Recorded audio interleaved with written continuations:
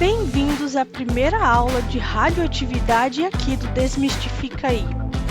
Antes de começarmos a aula, não esqueça de se inscrever no canal, curtir e ativar o sininho para mais notificações quando tiver outras aulas de outros temas. E lembre-se que você sempre pode sugerir o tema que você gostaria de ver aqui no canal. Hoje vamos explorar o conceito da radioatividade. Vamos lá?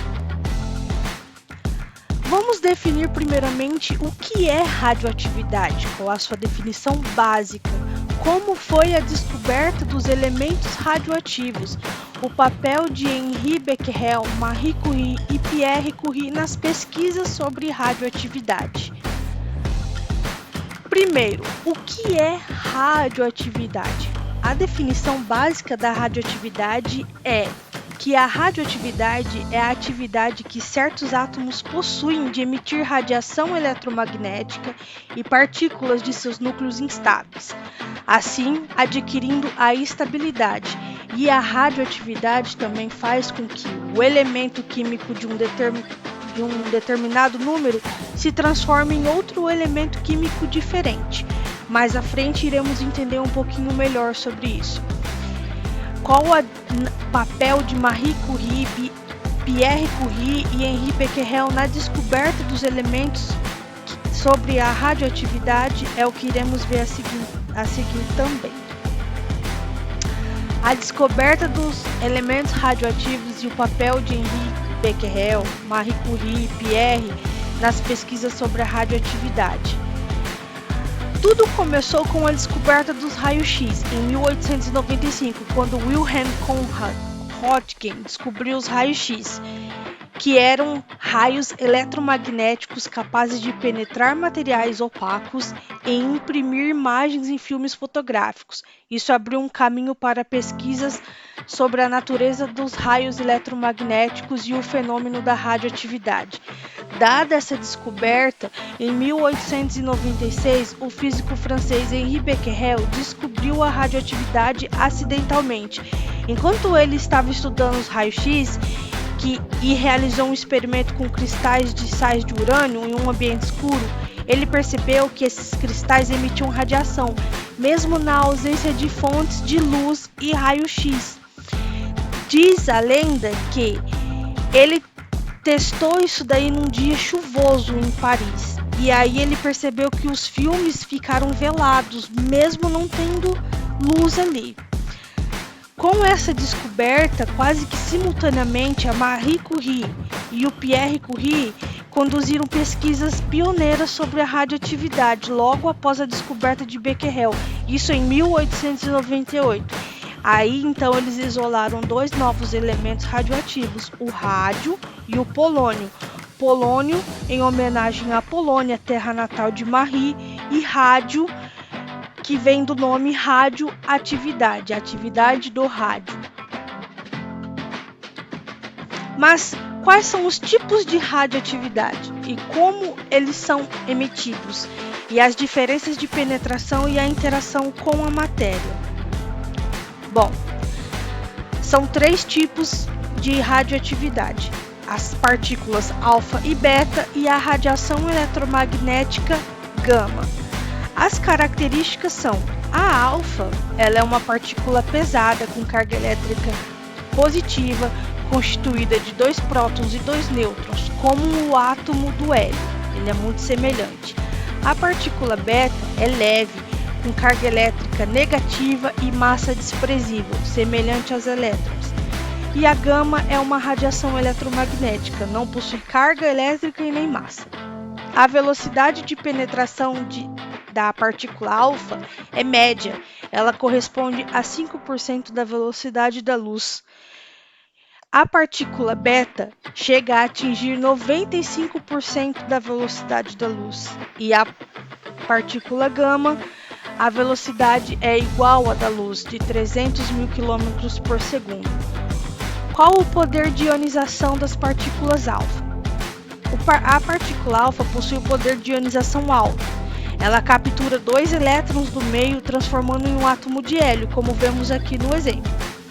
A partícula beta possui o poder de penetração médio. ela tem carga elétrica em módulo, bem menor do que a partícula alfa, e a ionização que provocam é menor. A gama, como ela é uma radiação eletromagnética e com a capacidade de ionização está relacionada à carga radiação, a gama tem pequeno poder de ionização. Lembre-se, a partícula gama ela nunca é emitida sozinha, ela sempre irá ser acompanhada ou da alfa ou da beta. O poder de penetração da alfa é pequeno, ela pode ser detida por uma camada de 7 centímetros de ar, por uma folha de papel ou por uma chapa de alumínio de 0,06 milímetros. Já a partícula beta possui o poder de penetração médio, são entre 50 e 100 vezes mais penetrantes que as partículas alfa, podem ser detidas por uma chapa de chumbo de 2 milímetros ou de alumínio de 1 centímetro.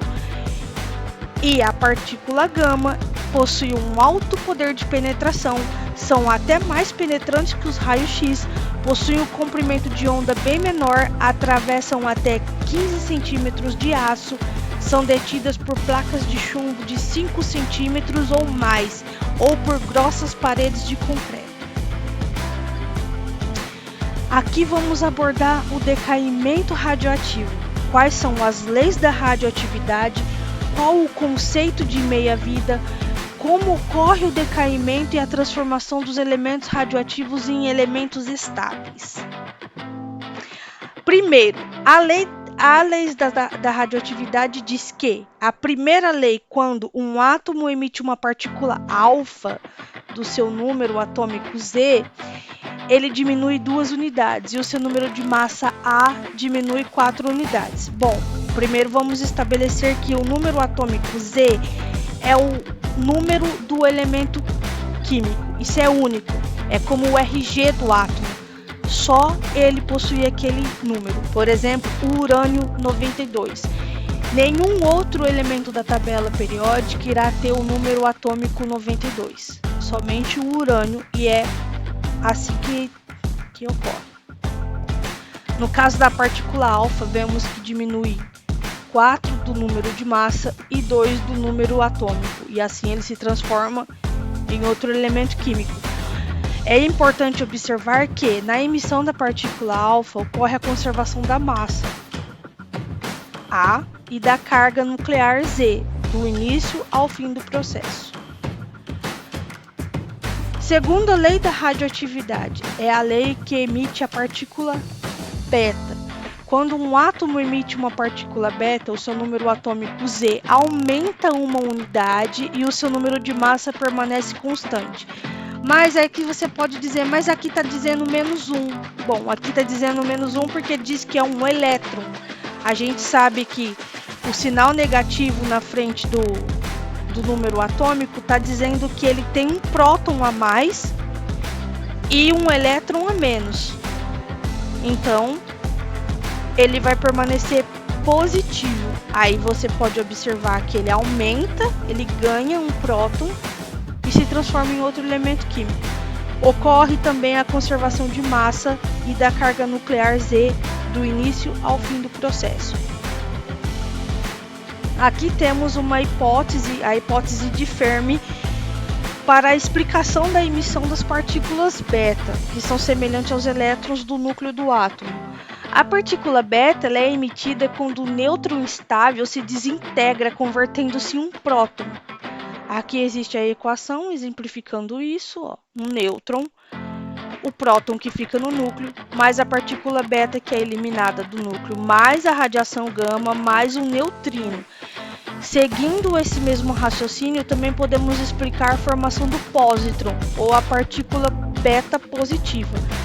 A partícula beta positiva é emitida quando o próton instável se desintegra, convertendo-se em um nêutron.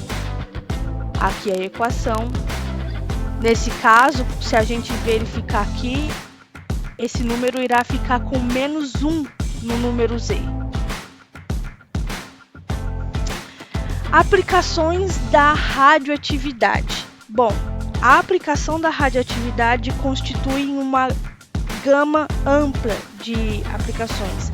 Temos desde tomografia por emissão de pósitrons, a tomografia tradicional, A medicina nuclear, que faz o uso de materiais radioativos para o tratamento do câncer, como braquiterapia, que constitui em colocar o material radioativo dentro do tumor para que esse faça a emissão de partículas radioativas dentro do próprio tumor para tratar o câncer. Temos a tomografia, a ressonância magnética e assim vai. É uma gama ampla. Também temos a datação por carbono 14, aonde utilizamos em fósseis para verificar o tempo que esse fóssil estava ali armazenado dentro da Terra. Temos a geração da energia nuclear, que constitui na quebra do átomo radioativo para liberar uma quantidade colossal de energia, a quebra do átomo radioativo transformando em dois átomos diferentes, que por sua vez emitem dois nêutrons, que por sua vez quebra mais dois átomos, e assim uma reação em cadeia gerando energia. Essa energia ela aquece uma turbina dentro do reator nuclear. Esse vapor faz esse gerador transformar a energia térmica em energia elétrica e assim fornecendo energia elétrica para as residências. Agora vamos entrar no tópico segurança e proteção contra a radiação. Como medir a radiação? Para fazer a medição da radiação, utilizamos um importante aparelho chamado contador Geiger.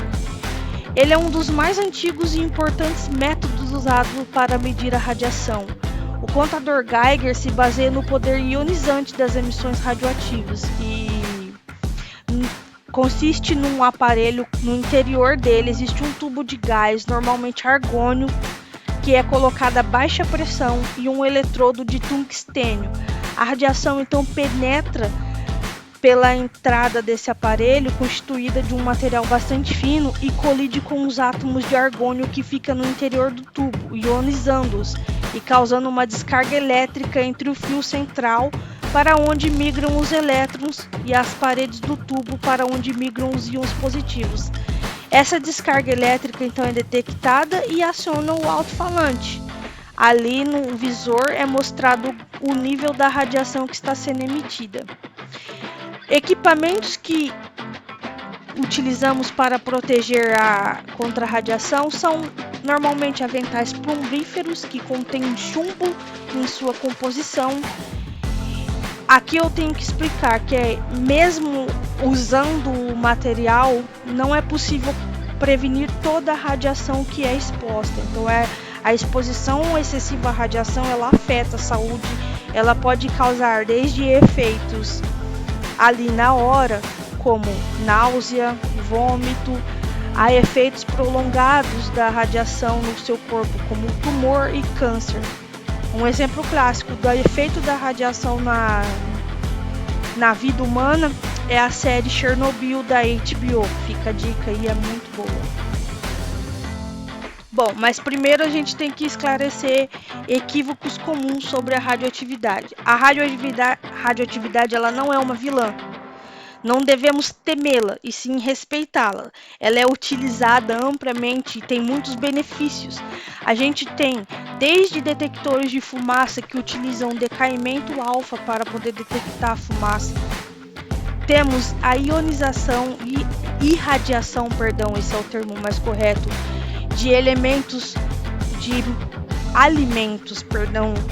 para conservação do alimento, aumentar o prazo de vida desse alimento, eliminar micro-organismos nocivos à saúde, o uso da radioatividade na medicina por diagnósticos de imagem, entre outros. Então é sempre importante lembrar que, embora temos o lado ruim da radiação, ela é muito benéfica para os seres humanos. Conclusão: a radioatividade é um fenômeno fascinante que permeia diversas áreas do conhecimento. Seu estudo permitiu avanços significativos em medicina, geologia, arqueologia e outras ciências.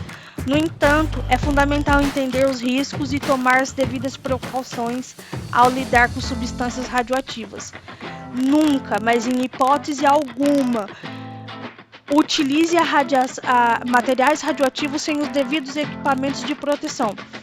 A ciência da radioatividade continua a evoluir e o nosso conhecimento sobre esse tema nos ajuda a desenvolver tecnologias cada vez mais seguras e benéficas para a humanidade. Eu sinceramente espero que vocês tenham gostado. Essa é a minha primeira aula aqui no canal. Não esqueça de deixar o seu joinha se curtiu, compartilhe com amigos, se inscreva no meu canal e ative os sininhos. E muito obrigada pela confiança. Até a próxima. Tchau, tchau!